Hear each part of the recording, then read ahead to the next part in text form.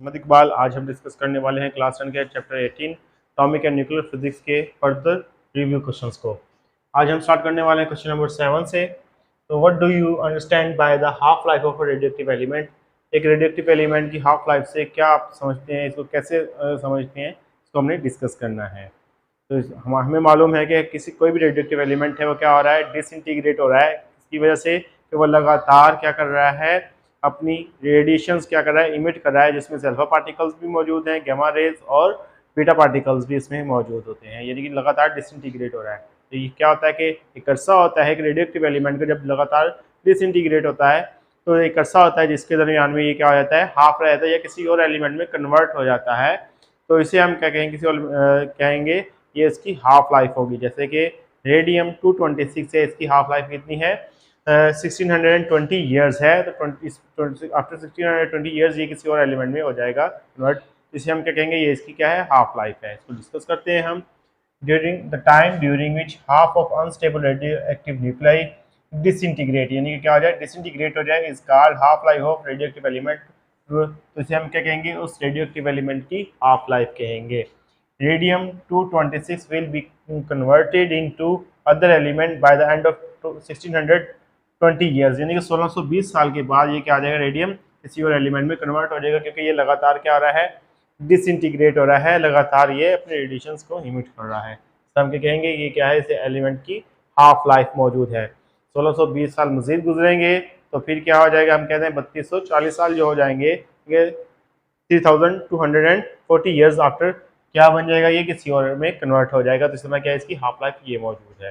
इस हम इसके कहेंगे ये एलिमेंट की क्या है, हाफ लाइफ मौजूद हो जाएगी।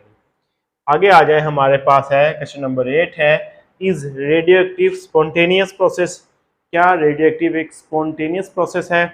Laborate your answer with simple experiment. अपने आंसर को लेबोरेट करें एक सादा एक्सपेरिमेंट की मदद से।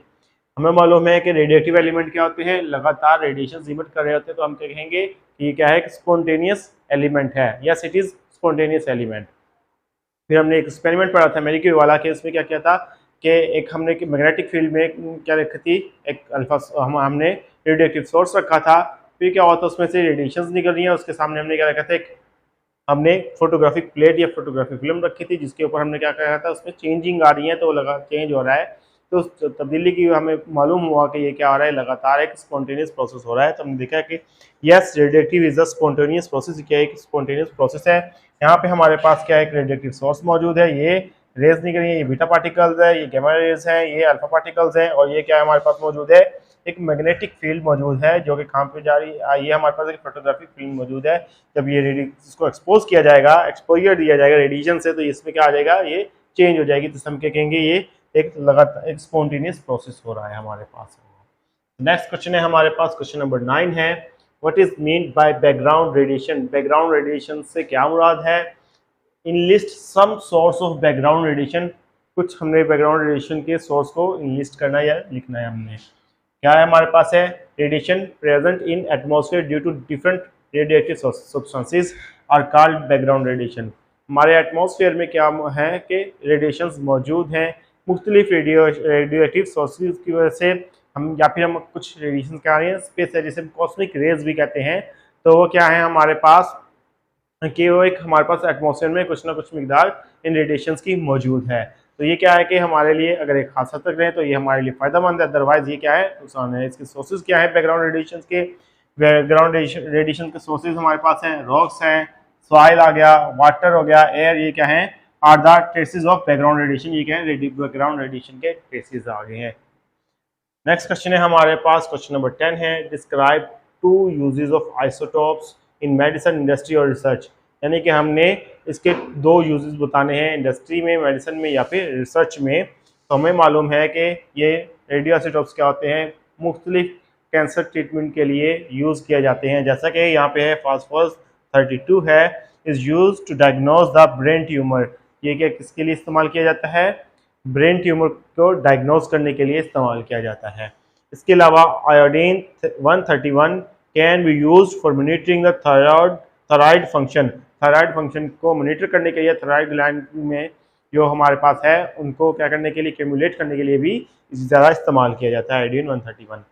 अब ये इंडस्ट्री में इसका क्या यूज़ है? It is use to locate the wear and tear of machinery. ये मशीनरी में जो तोड़ फोड़ होती है, रनिंग मशीनरी होती है बड़ी इंडस्ट्रीज में, उसको देखने के लिए भी इस्तेमाल किया जाता है। Also use to locate the leaks in pipe. जो पाइप होते हैं, अंडरग्राउंड पाइप होते हैं, उनमें लीक्स को चेक करने के लिए भी इस चीज़ को इस्तेमाल किया जाता है। इसके अलावा ये रिसर्च में कहते हैं कि कार्बन 14 इसके लिए इस्तेमाल किया जाता है, कार्बन डेटिंग के लिए इस्तेमाल किया जाता है। तो इस तरह हम ये कह सकते हैं कि ये हमारे पास इसके क्या आगे हैं, इसकी कुछ यूजेस हैं रेडियो आइसोटोप्स के। ये था हमारे पास आज के लेक्चर। आई होप आपको समझ आई होगी। आज के लिए इतना काफ़ी है। अल्लाह हाफिज़।